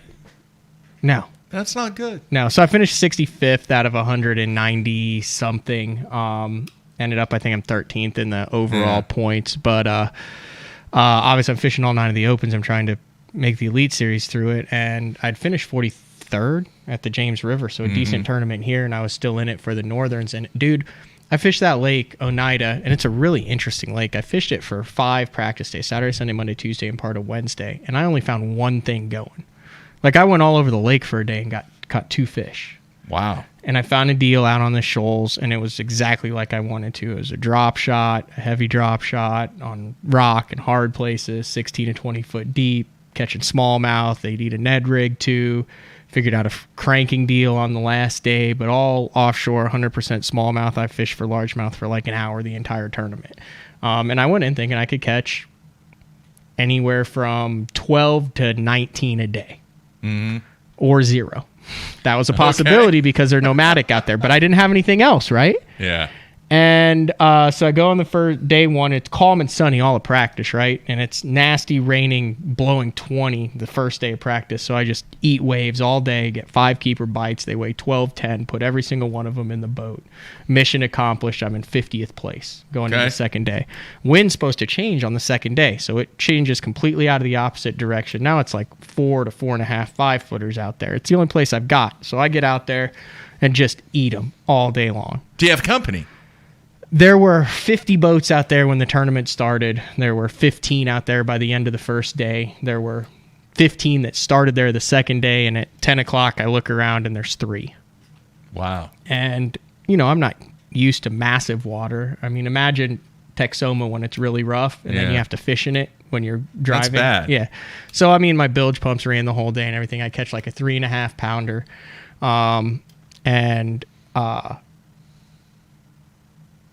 My co-angler on day 1, this is where I really think I made good decisions. I knew there had to be another bite going, obviously, because of all the fish that were being weighed in. My co-angler day 1 was from the area, and he's like, hey, man, I think we can go over here and get some bites and stuff. And I saw something where we went that I went, oh, dang it. There it is. That's it right there. That's the deal. That's the deal. And I completely missed it in 5 days of practice and the entire first day of the tournament. Like this, that's the deal. And I didn't catch anything or anything, but I just kind of put in the back of my head, like it made sense. Everything that I was trying to put together that I hadn't, like I had all the pieces, I hadn't put it together. Okay. So with like 2 hours left at 2 o'clock and I had a 4:20 check-in, I said, I'm going to go see if I can put it together. But I knew it would take time, because you had to find the stuff that you were looking for. And I plan on going back to Oneida. I'll say this, preface this. Sometimes you leave fisheries and you never want to see them again. You don't care if they turn it, fill it with cement and turn it into Disney World. I want another crack at Oneida because of this. So I went back and I started doing my thing. And like I said, I plan on going back there. I plan on doing this and catching them. So I'm not going to go into it. Okay. And the first spot I see where I think there should be one, boom, I catch a 3-pounder. So now I've got 2, and I've got about 45 minutes left.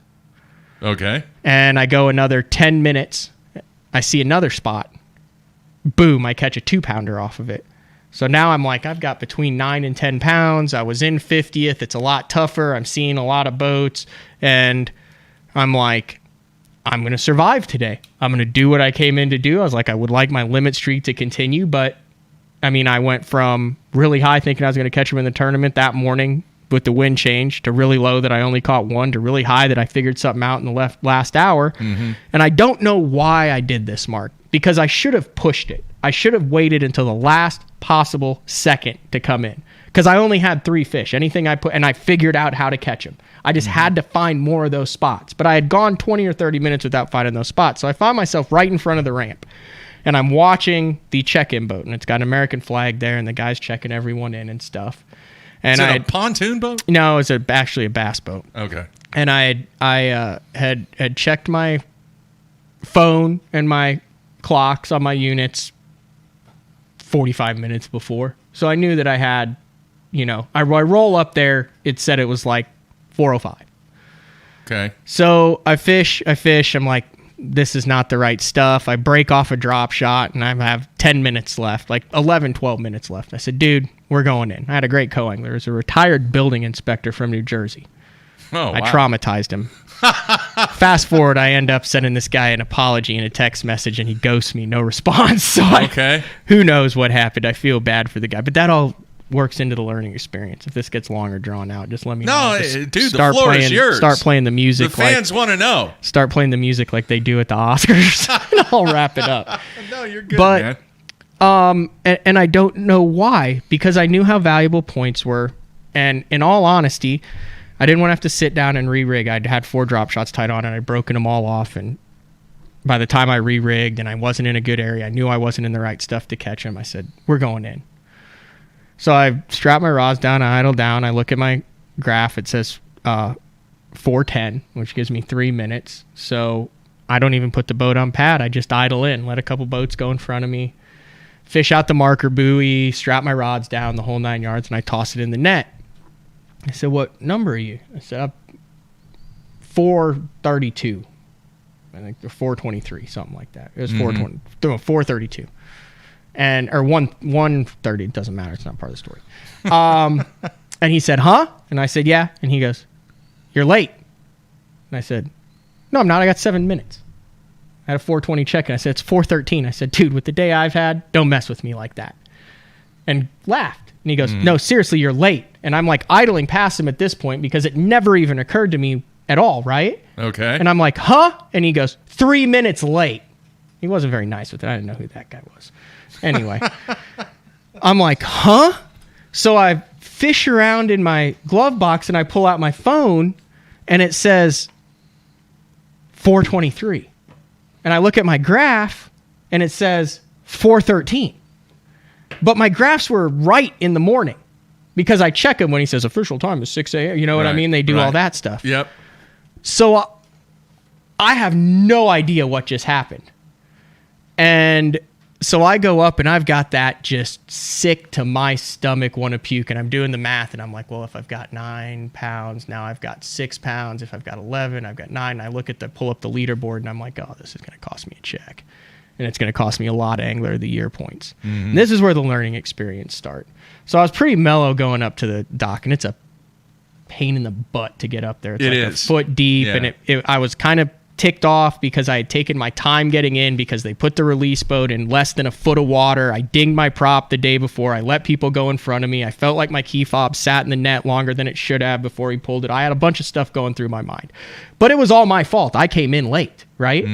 And I don't know why. I don't know how. Like 10 minutes? Did someone manipulate my graph like the day before? Was I wrong? Is it a time travel? Why is it off? But it's off because my phone says it and no one else checked in late. I watched the 420 check-in flight 150 yards away while I drop shot at a place where I knew I would not catch a fish for 20 minutes. Yeah. And it was the 420 flight checking in.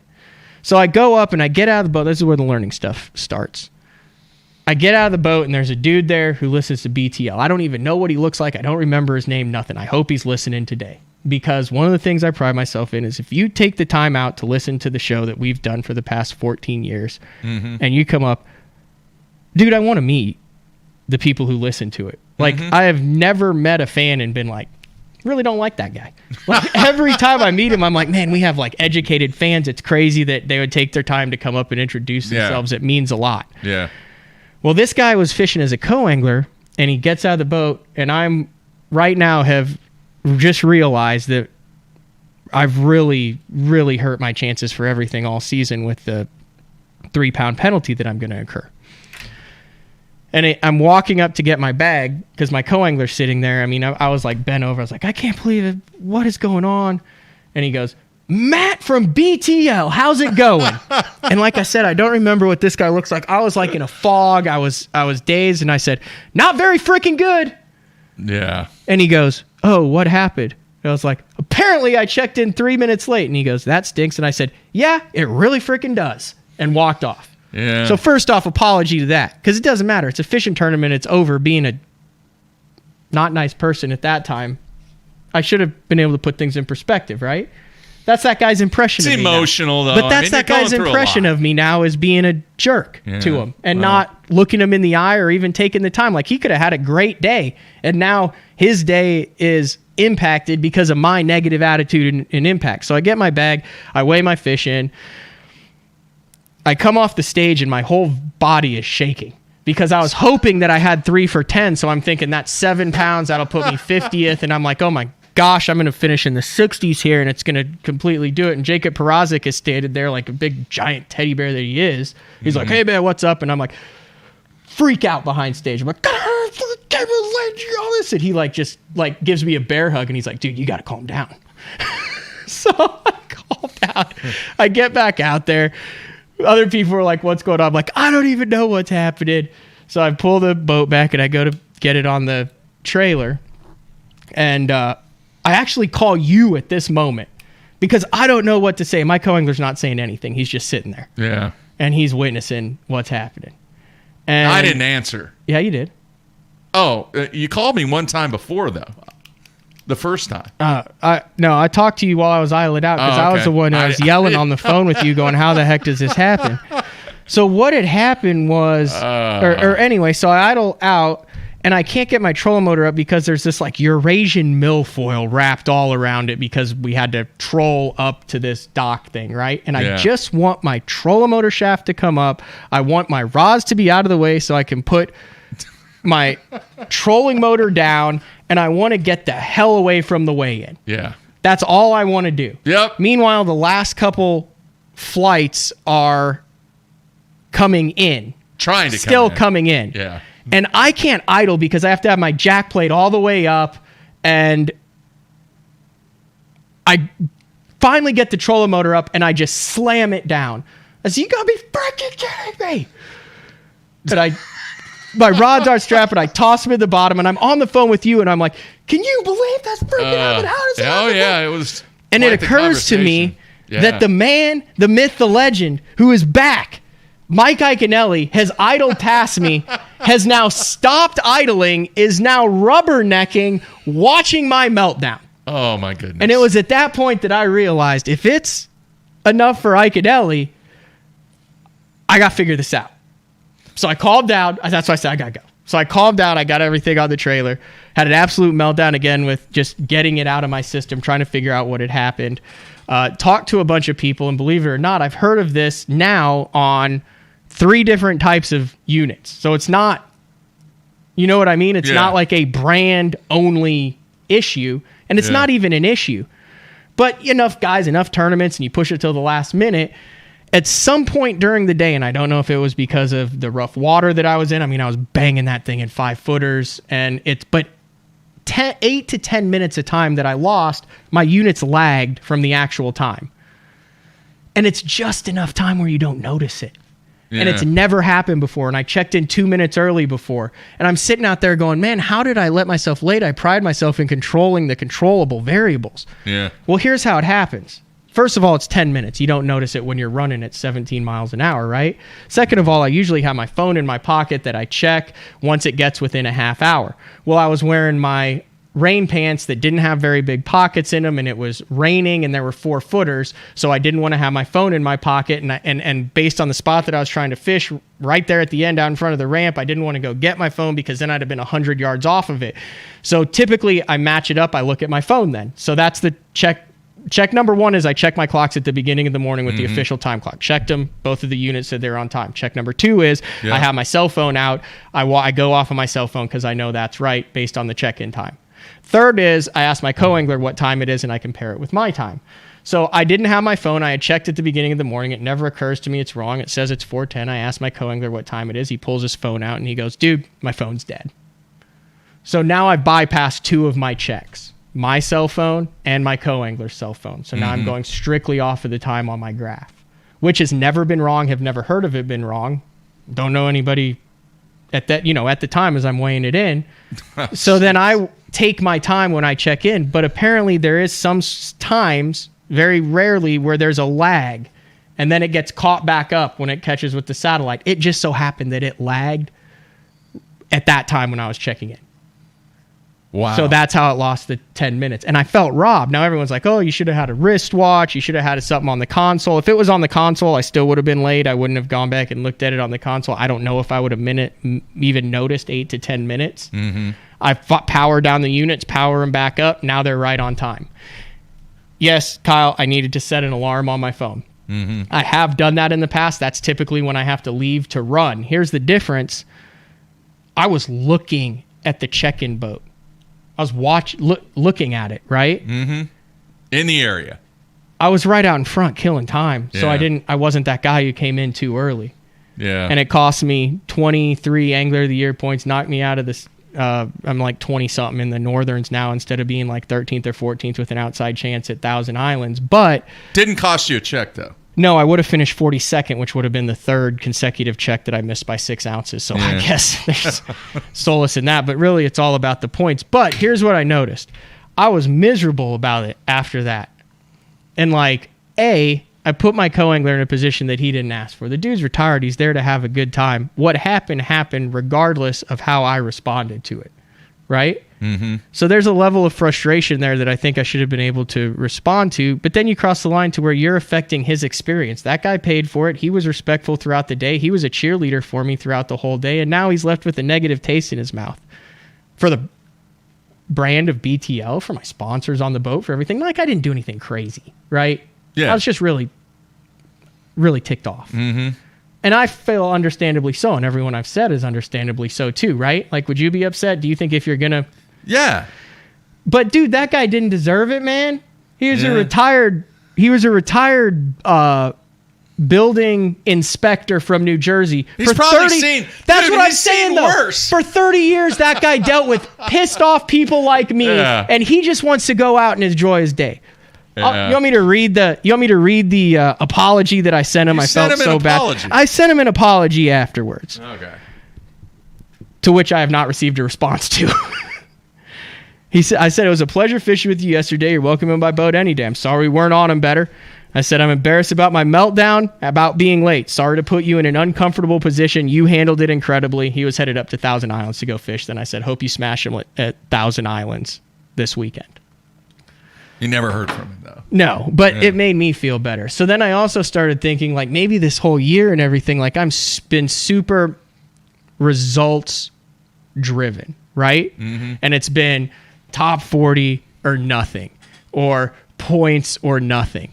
And I've lost sight of the process of this whole thing, because that's what makes great anglers. Executing on the process, adapting to the process, figuring out how to make something work for them when things aren't working the best. And I wasn't on a winning bag, and I had missed an easy bite, and I had not done the things that I needed to do on that shoal to catch the fish. Like I didn't learn how to use a windsock. I didn't put drift paddles on. I was drifting too fast out there, which is why I didn't get bit. All learning experiences, right? All things that make the process meaningful and valuable. And all I was worried about was points and top 40 finish for a check. And in 20 hours on the way home, you learn you have to respect the process and not evaluate it based on your final results. Because the reality is, despite that, I made really good decisions. I grinded it out and got 5 bites on day 1. I wasn't on the best bite. I learned from the end of day 1, made a judgment call on day 2, caught 2 late fish to salvage my season and still finish 40th place and keep me in it. Those are all positive things, right? Agree, yeah. Missing the check would have been a negative thing, which, yeah, I would have been upset, but I was even fine missing a check. Like, holy cow, I actually came through. My execution was flawless throughout the day. I lost one. It could have been a drum or a walleye, but other than that, for 2 days, I landed everything. I busted my butt out there to find something that was obscure that I made work, and I'm letting the fact that I came in 3 minutes late on something that I feel like wasn't my fault, which it was ultimately, but it wasn't a negligent late. You understand what I'm saying? It's I not get what you're saying. it. Affect all of it and make all of it a negative when there's a lot of positives that come out of this. Mm-hmm. So if you're able to put that in perspective in the future, it keeps the meltdown. It keeps you from slamming your trolling motor. It keeps you from having a bad taste in your mouth about a lake that you barely figured out and survived on, and you can look at all the positives. And it keeps people in your inner circle happy. Like, I went back and complained to Brad and Andrew. Like, they sat there and listened to me for 20 minutes. Andrew jumped off 15 pounds of fish and weighed in 11 pounds. He could have made the top 10. He had a 4.5 pounders next to the boat. Did he say anything? No, he listened to me bitch and moan. And if there's a swear jar, I'll put it in there. But that's what I was doing. I was complaining about it. And those guys all had days. Brad finished 51st. He had a 5 pounder under a dock with the bait in his mouth. And he goes, oh, there's a 5 pounder eating my bait. And he didn't set the hook for some reason. They weren't complaining about that, but they were listening to me complain. Yeah. That affected their experience. That's not who I am. So there's a lot of positives that come out of the experience that I feel like I learned from. I can represent myself better in the future when things happen. Now, I've had crazy stuff happen in the past and done really good. When my shift actuator went out, I didn't freak out at all. You saw that on video. Yeah. But both days my GoPro died at 10:30, like would not turn on anymore, and I believe it was just from the constant vibrations. I mean, it was doom, doom, doom. I mean, just over and over, and it just stopped working. So I've got a little bit of it, but not much about it. Here, let me ask you a couple of questions. Did that make sense? Yeah, it's good stuff. It's great stuff. Now, the obvious question is, did you learn something from this? Yeah, no, this was one of the most educational. This was the most educational tournament, both on and off the water, from a personal and fishing experience that I've ever had. Yeah, which is important because what you're trying to accomplish and where you're trying to get to, you will look back at what took place at Oneida Lake, and this situation will not occur again due to the experience that you went through. Agree? Yeah. Yes. And I mean, it might occur again, but it's not. Well, you're going to have a phone or a watch, or you're. I'll have an independent check as well too. Yeah. It was a freak deal. Yeah. Like, here's the way I also look at it positively. Why did I decide to come in 7 minutes? I should have been like, dude, let's power idle up and I can get 4 or 5 more drops on that spot where I caught a fish, and then I can run in and still have 2 minutes. And if I catch another one, I'm like in the 20s. What made me go, that's not good angling. That's poor angling on my part to go, I've got 10 minutes, screw it, we're going in. That literally saved my season there, because I would have weighed in 0 pounds, because I weighed in 5:15 and I was 3 minutes late. If I had waited till the last 2 minutes like I'd done the day before and had done in all the other tournaments, I'd have 0, dude. I'd have weighed 12:10 or 12:13. Here, I'm going to say this, and you might have mentioned it early in your discussion when you were going through the story, but what the people that watch this show need to understand is Matt battled because you were lost during practice. You really were. Agreed? Yeah, 100%. And then you worked your tail off to find something that was going to work. And that's the key, because so many people out there, especially when they're young anglers, they get frustrated and they I don't want to say give up. They just, most of the time, will rely and go back to things that they feel comfortable with. Mm-hmm.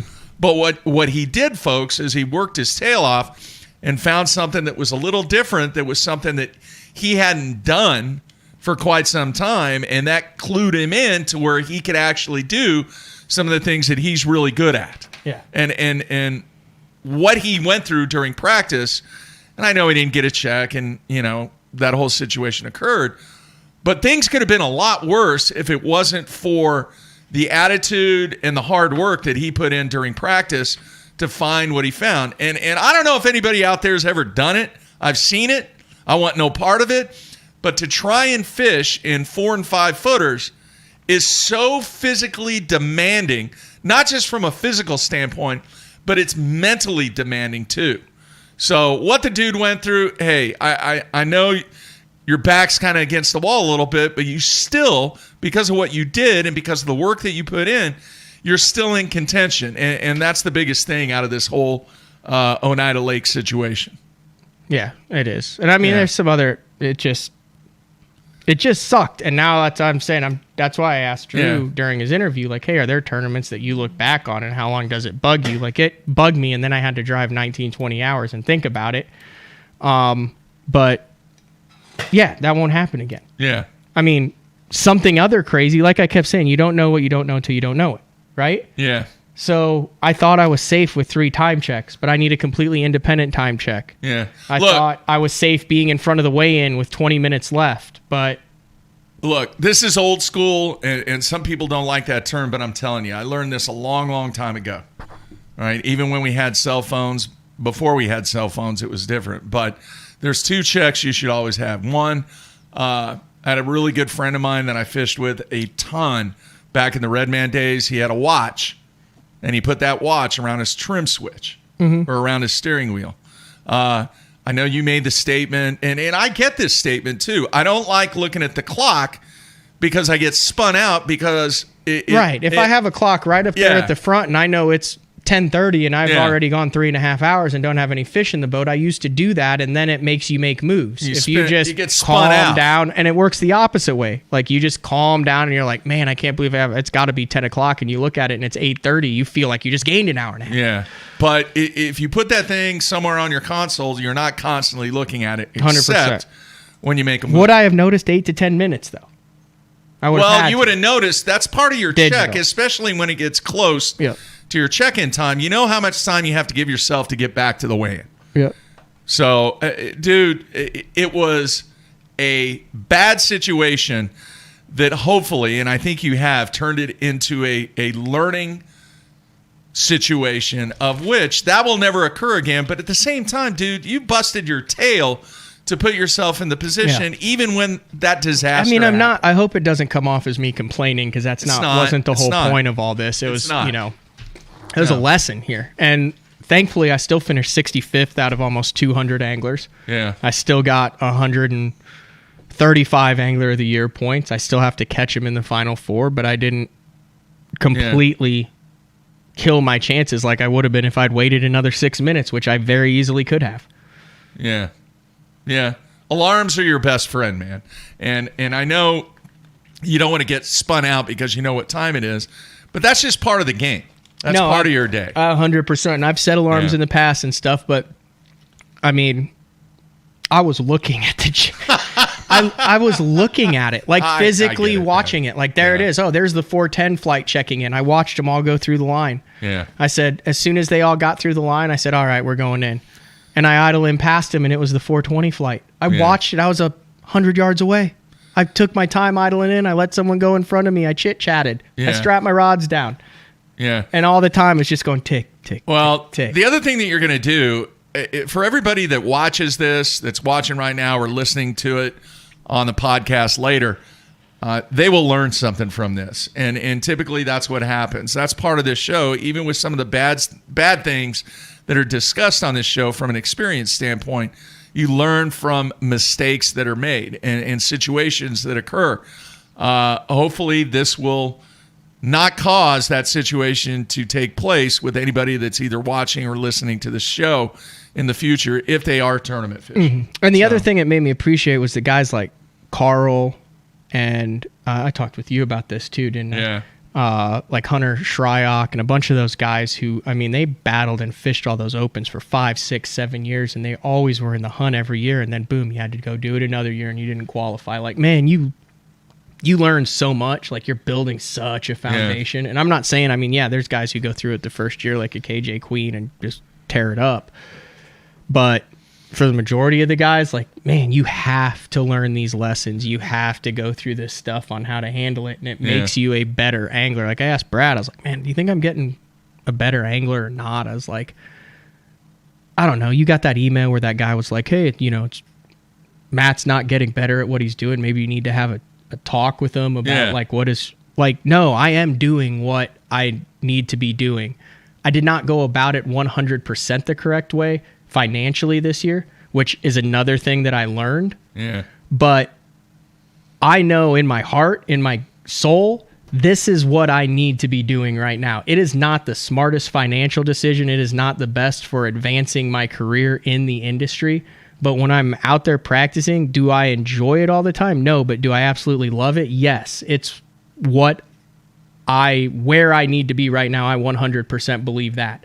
Mm-hmm. So like, that is what my future plans are, my goals. Like, that's where I need to be doing it. I need to work better on the back end at getting it to where I can relieve some of that stress and enjoy the process more, because I think that will open me up to fishing more. Like John Sukup said when he came in here, he goes, the best way to cash checks is to try not to cash checks. Yeah, I remember that. But learning how to deal with all those stresses and being away and catching the fish and finding the patterns, and then, you know, dealing with mounting frustrations. Like, I went back the last 4, and in 10 seconds I can say I go 30 for 30 on a Ned rig at Douglas, and my 31st fish is a 3.5 pound smallmouth, and I know it because I caught it in practice. Mm-hmm. And I dump it at the boat. Like, why not any of the 2 1/4, 2.5 pounders that I had just hooked perfectly in the last 2 days? Like, never lost one. It was literally the only fish I lost. It was amazing. Every time one bit, I was like, this one's in trouble. Yeah. And I lose the smallmouth. It cost me 30 points in a check. Then we go to Pickwick. I make 5,000 casts with the wacky worm the entire tournament. I never once have a little square knot on the top of my rod to where, you know, the wind comes and it ties it and you can't reel in. Yeah. Well, on day 1, I've got a 1.5 pounder in the box, and there's 10 minutes left in the day. I've got to leave. I tell them it's like my last cast, my co. And I pitch out there and I get a square knot in the tip of my rod. So I just pull my rod down and I pick it, and it's in the video, and I pick it up and I'm like, there's a fish on here. Like, it was a big spotted bass. It was a doom swimming out, and it had it for 15 seconds and I lose it on the hook set. Like, why was that wind not the previous cast when nothing ate it, or the next cast when nothing? Why did it have to be when that? Yeah. Then I go to the James River and I have that debacle happen where I get some fish caught from behind me and I miss a check by 6 ounces there, which would have potentially been a top 10. You go back and look at it. So, and I miss it. So you're go into this one, and then this happens, and it's like 4 in a row where you just feel like you've completely squandered your opportunities.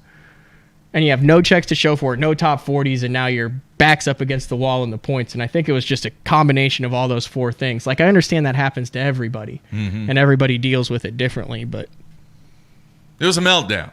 It was a meltdown. Yeah. It happens, man. Yeah, neither of my co-anglers had fish either day. Like, it was tough out there. It sucked. It was not enjoyable fishing. How good was the crankbait bite, though? I had a little while. Half-hour period where I caught like 18 pounds in 20 minutes on Tuesday. But I also was thinking, like, you were always like, oh, Matt, it has always driven me nuts for years that you call me Lucky, the golden boy, the golden child. Well, there have been some situations. You got to agree with that. I mean, I haven't said a word about that this year. I have not mentioned that at all. But in situations that have occurred in the past, there have been things that happen that you just kind of shake your head and go, "Oh my gosh, I can't believe that happened." Yeah. All right. I have not even brought that up anytime this year. No, and I mean, I don't even know if it's bad luck. It's just bad timing. Yeah. Like, easily all of those things that happened, if it had flipped and been the other way, 2 top 10s, 2 checks, and I'm in the top 3. Yeah. Like, the exact same thing, just flip it. to good something. Like, oh, I made a bad cast and I caught. You know what I mean? Yeah.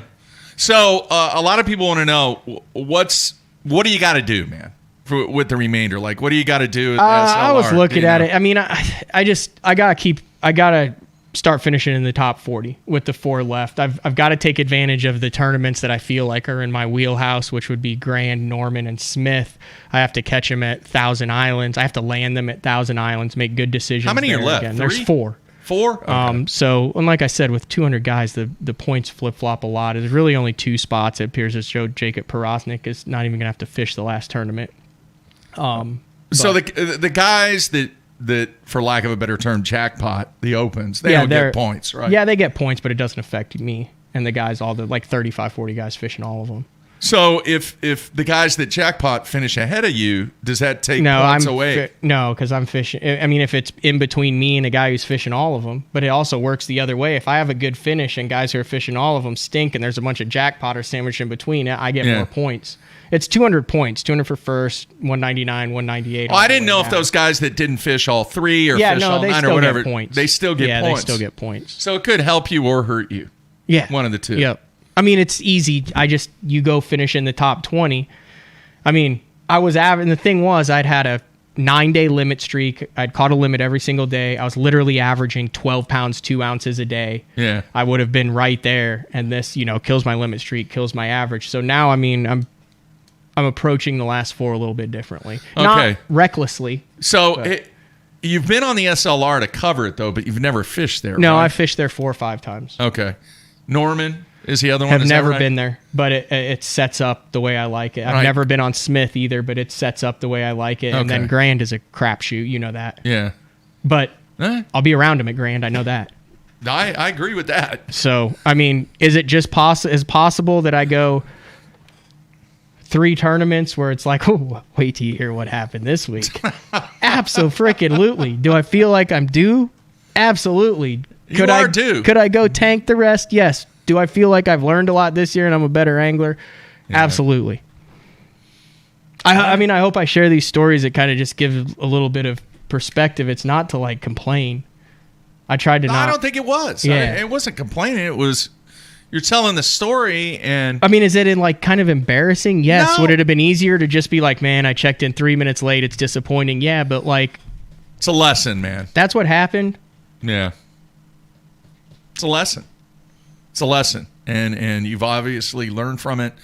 And not that it's the same thing, but that's the one thing that I don't like. And somebody brought it up on the comments about when there's an emotional thing in a sporting event that takes place and some of the media, they stick the microphone or the camera right in the face of somebody and they want to comment or they want, a reaction or something. Man, leave the dude alone. Let him have his little whatever personal space to do whatever he wants to do. Then if he wants to talk to the media afterwards, do it in a professional manner. I don't like the whole deal about talking to people when you are still in the heat of what was taking place from a competitive standpoint. It's not fair to you. It wouldn't have been fair to you. It wouldn't have been fair. It's not fair. I don't like that, man. Let me say this. If you're the angler, I believe is fishing as a co-angler, he might have been a boater, but if you can prove it, like show me your name in the standings. Yeah. And shoot me an email at matt@basszone.com. Sometime, sometime in the next 3 to 4 months, whenever I get around to it, to the post office, no promises, I'll send you some swag. Nice. He deserves it. Let's see here. Somebody said, I don't remember this, and it's just because I have an excuse, I guess, but Andy Montgomery had the situation happen in the Classic. Same thing that you did. Dude, I've heard a bunch of different guys who were like, hey, it happened to this guy. Oh, this guy knows someone, and it happened to him, and it happened to him. Yeah. Like I said, I need another checks and balance. I mean, I don't know what the difference is, though, between this, your cell phone, and a graph. Like, isn't it the same thing? They're both computers. Not really. I mean, they're both running off chips. GPS time, right? I don't think so. I don't think the phone is. I don't know. So here's the tower. cool thing. So I called the guys at the Bass Tank, and I was like, man, you ever heard of this happening? And they were like, no. And then they were like, well, maybe once. So he's going to check into it to see if I can get a scientific way of what didn't link up. You know what I mean? Okay. Because I have had it's no issues ever. Like, you hear of guys who are like, my graphs are... I've never...